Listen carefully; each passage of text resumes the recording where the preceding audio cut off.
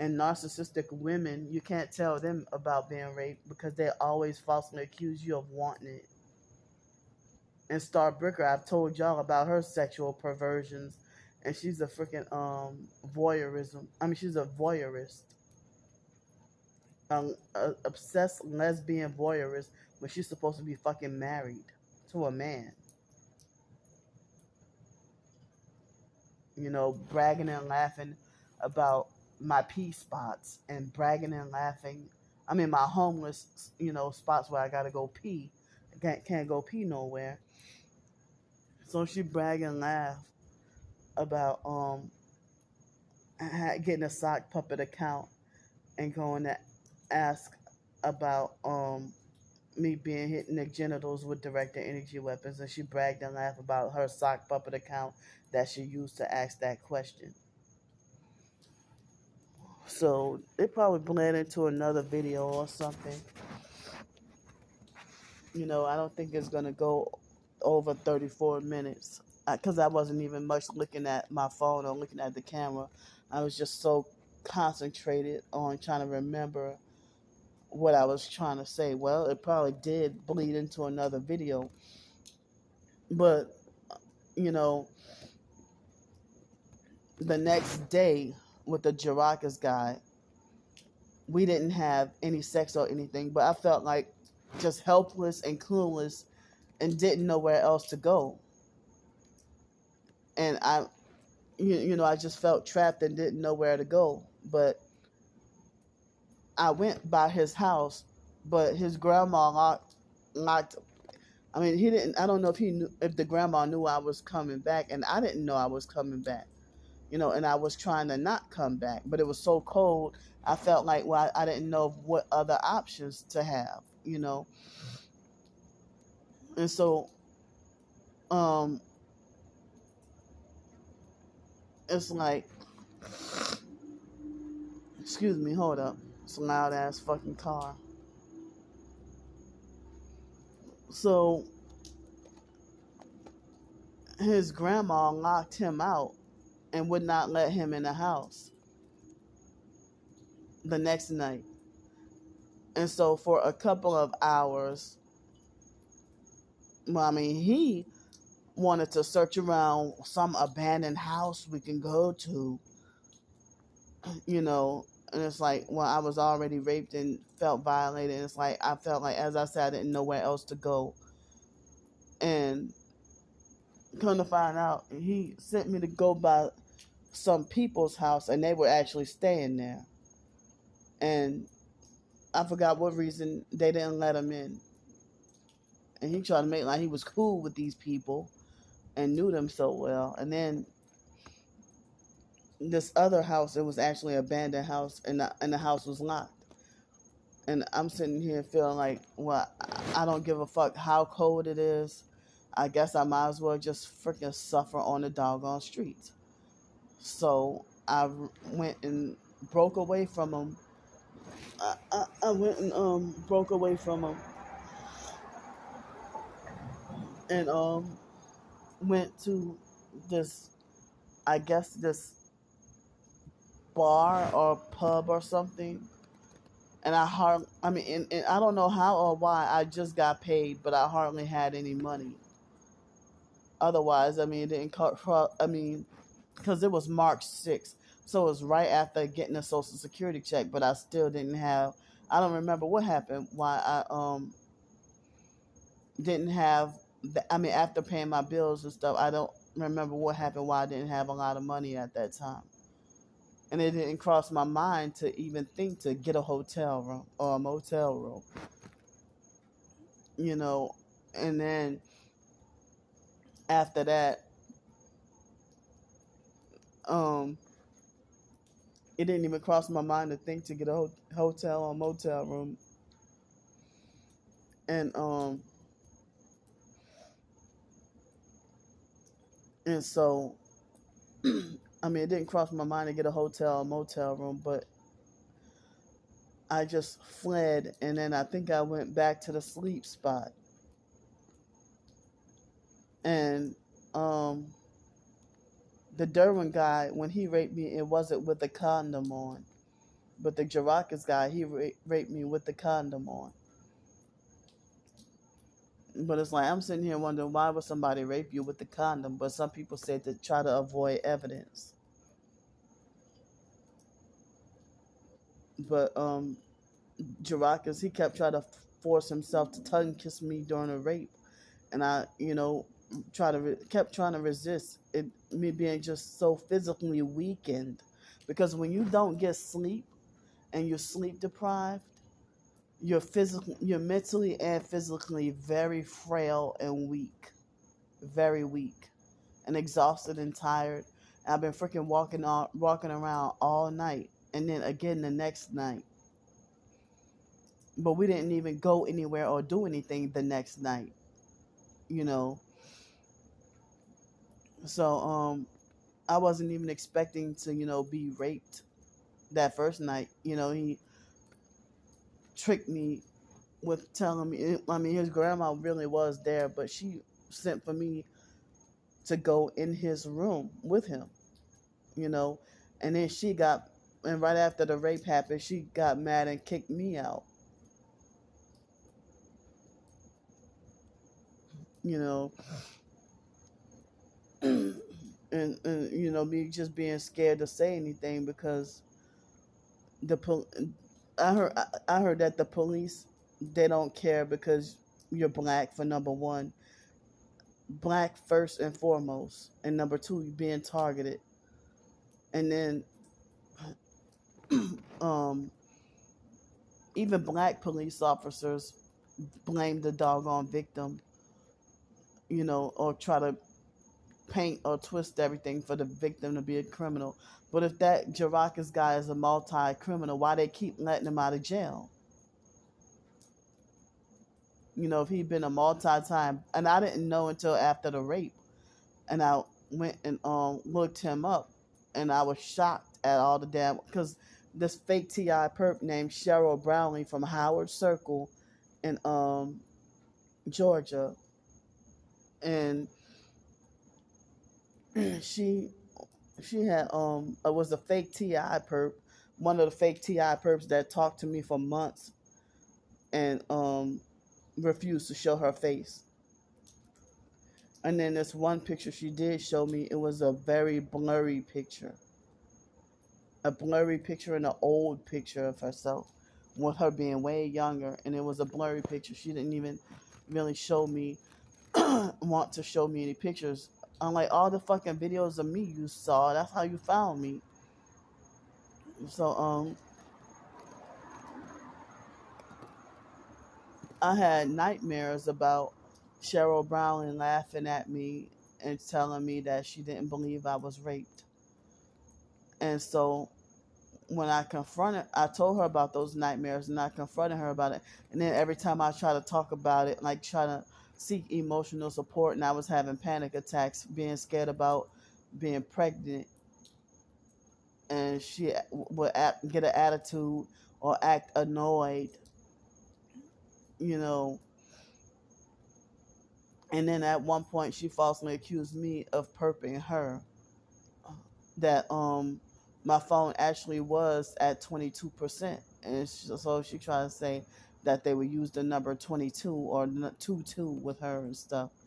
And I'm like, my phone really is at 22%. When you ask me about my phone, where my phone battery is at, it was at 22%. And I think I remember being at the beach at that time. Um, but when I confronted her about not believing me about being raped, and then she stuttered when she said, I believe you. So ever since then, I cut off permanent contact with her and never thought of to contact her again ever. But when I told her about the rape that morning, she said, "Well, would you like them? Oh, would y'all had sex? Oh, would you like them?"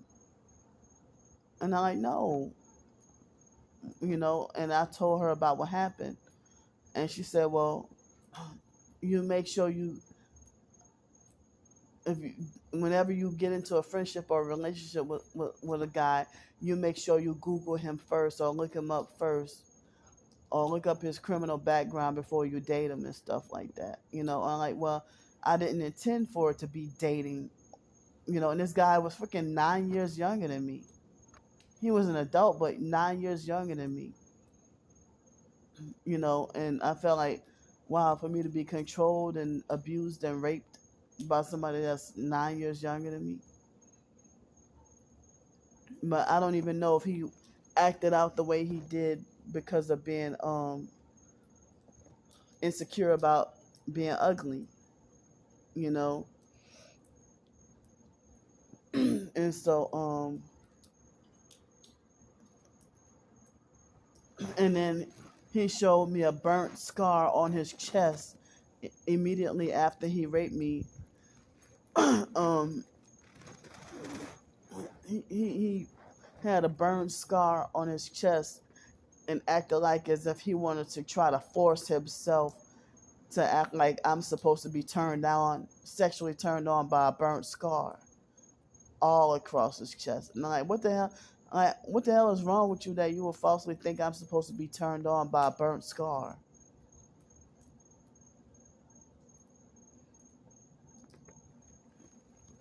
But he was more slick and clever with doggone tricking me and then used the situation of cold weather as an opportunity to take advantage when I felt clueless and helpless and stuff, you know.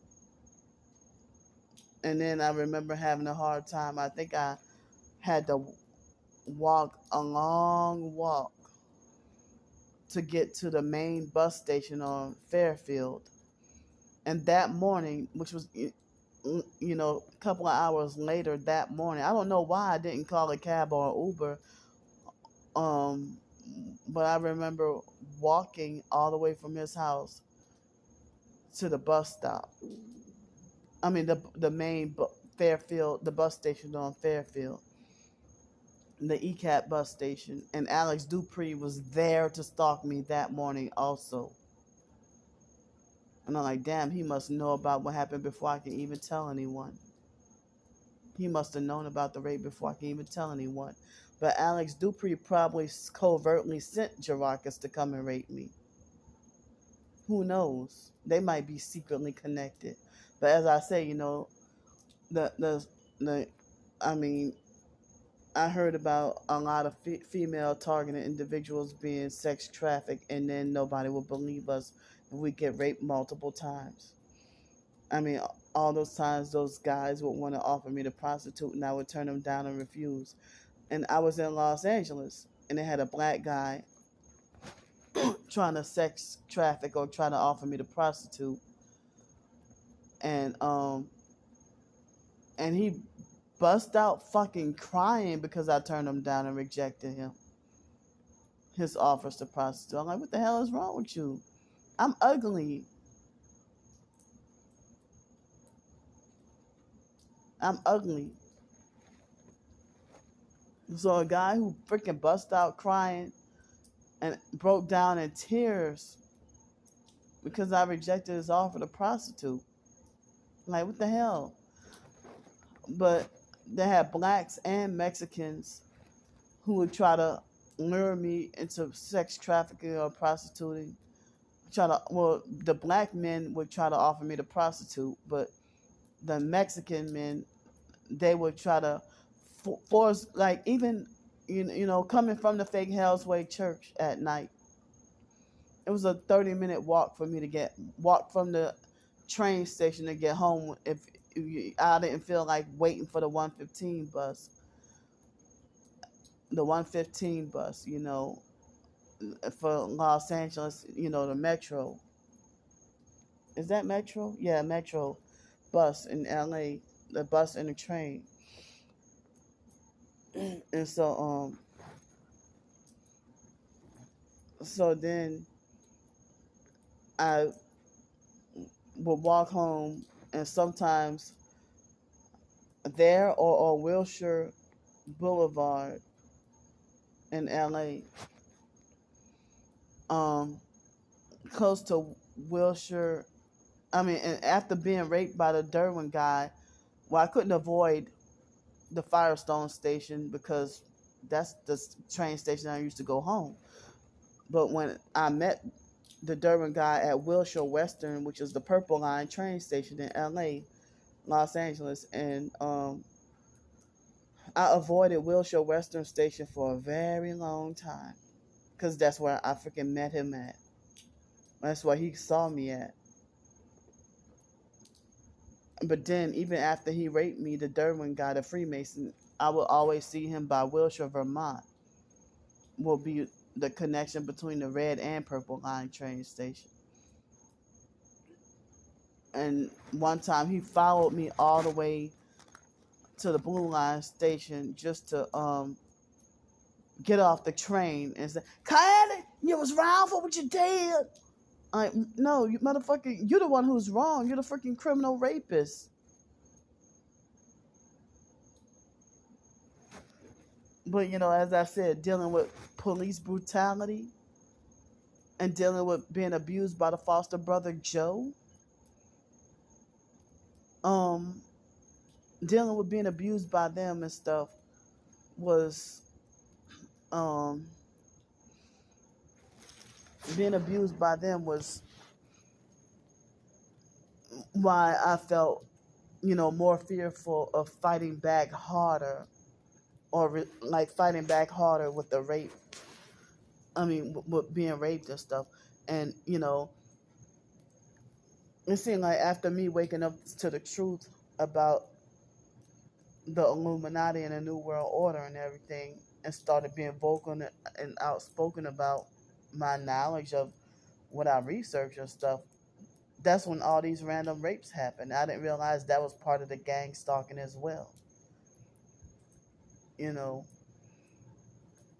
and even was it last year? They had a cute light skinned Creole looking guy. More than once he came by and offered me to prostitute. I'm like, no, thank you. And I turned him, even though he was cute, light skinned Creole, whatever. I still turned him down.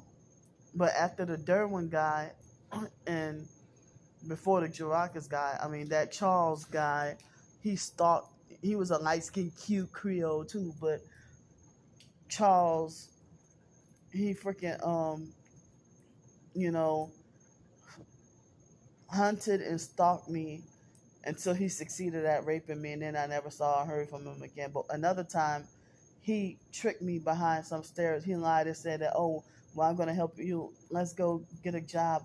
I can show you where you can go get a job. And then he took me behind the stairs somewhere and attempted to rape me then. And it's like, coming from the fake Hell's Way Church, he would stalk me towards going home and stuff. And after going through what I went through with the Freemason, the Derwin guy, I was just too afraid to report anything. And so I think after what happened with the Charles guy, they wanted to call the Adult Protective Services on me and then try to make it like I'm not mentally capable of taking care of myself. And then they falsely accused me of being a prostitute and making false rumors about me being a prostitute. And I'm not a prostitute. And I never have been a prostitute. And so they threatened to call Adult Protective Services on me. And then there was a lady named Kimberly, Kimberlie, Kimberlie Oates, Oates, who was this fake social worker or whoever, somebody who, falsely accused me of being a prostitute, a mentally ill, retarded prostitute or whatever, and wanted to get Adult Protective Services for me. And it's like, no, lock the damn criminals up. Why the hell y'all want to persecute and punish me for being freaking raped? And then she falsely said, oh, you keep letting all these men in your house and stuff. I'm like, you don't know what that, you're just making false assumptions. But that's those freaking narcissistic women who act like they think they know it all.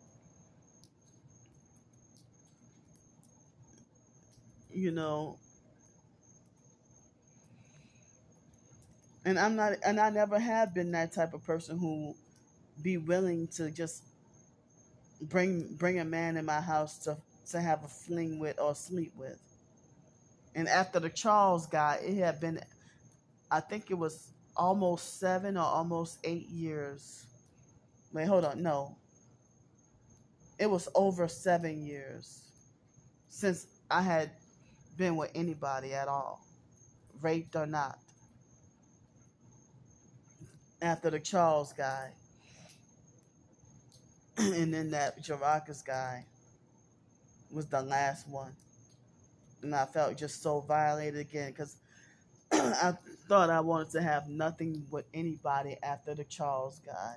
And even, I mean, I never even asked for this. So, I mean,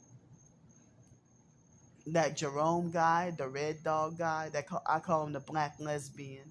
Let's see, Eric Keith Jefferson, um, damn, my mind drew a blank. This Hispanic guy named Mario Gutierrez. It was before Giovanni, and then Giovanni.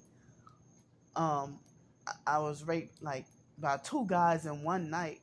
I was young, like 19 years old, and people ignorantly laugh and say, "Why you and Brandy? Why you and your sister always getting raped?"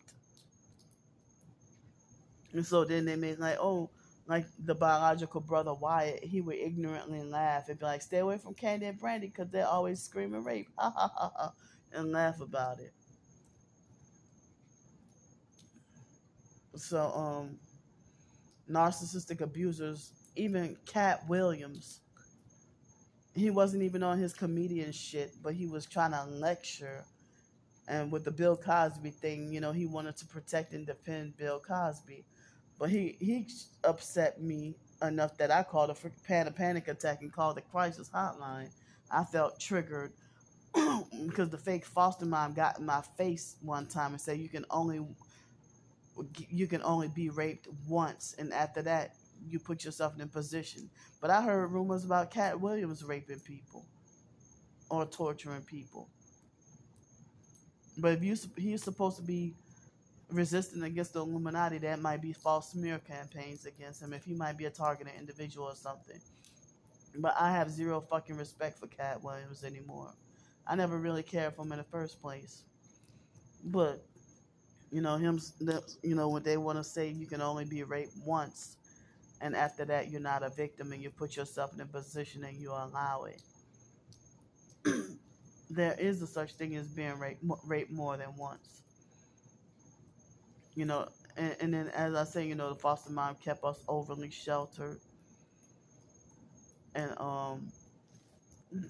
basically didn't really teach us how to survive.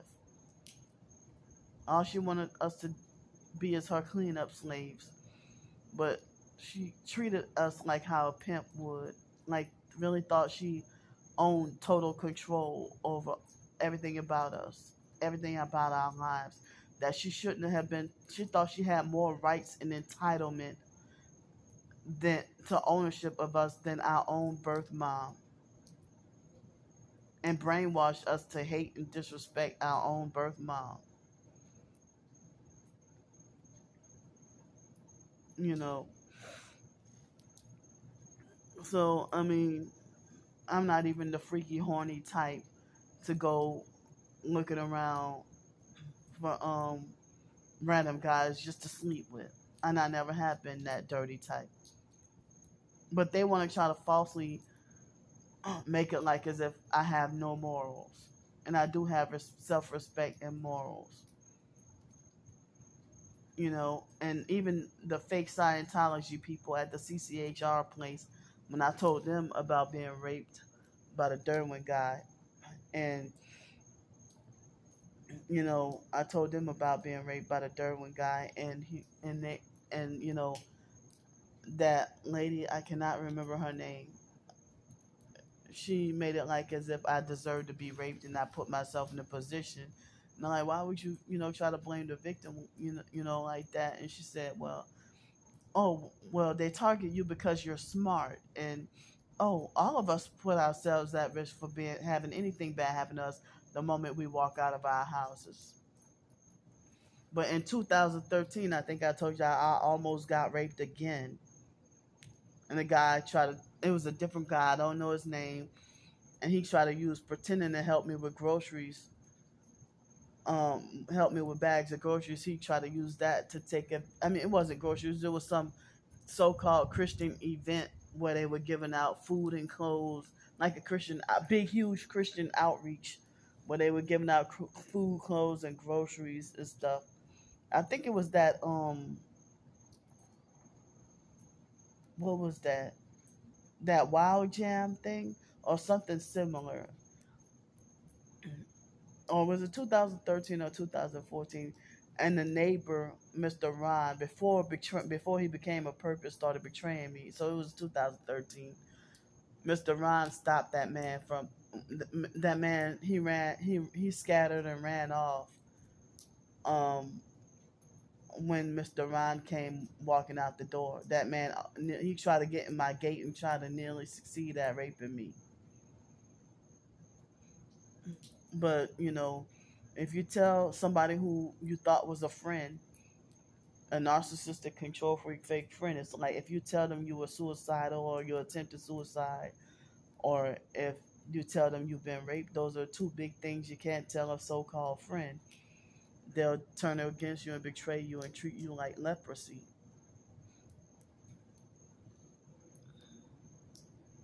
So I mean, I never could have like a faithful friend who would be there and be supportive of a suicide attempt or being raped or anything like that. And I'm surprised that with this with I'm surprised that I haven't had any suicide like attempt suicide after being raped, but definitely being like traumatized and froze, you know.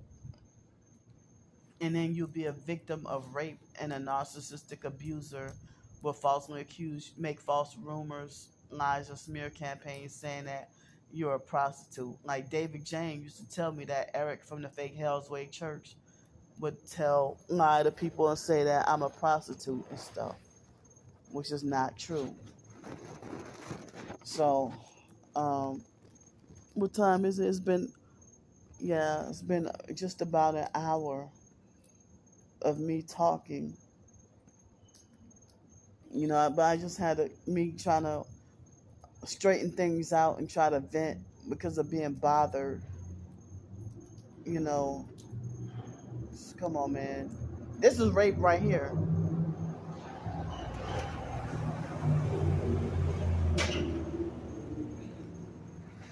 That's what they call audio rape.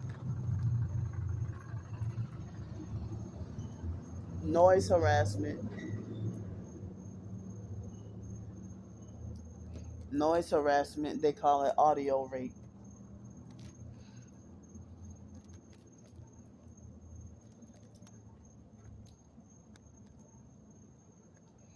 My hips hurt. So yeah, I mean, it's 5:17 in the morning, and I hope I can get some more sleep. I only got permission to have like under 2 hours. I got like 2 hours left that I can continue to sleep. And then after that, well, no, less than 2 hours because I got to upload these videos. So I got less than 2 hours of sleep. And then I got to get up and go about my day. And I'm kind of undecided what to do, but I need as much rest. I mean, I wish I could have help with the hotel. I mean, no, I'm sorry. Um, I don't need help with the hotel room. I have the money. I have um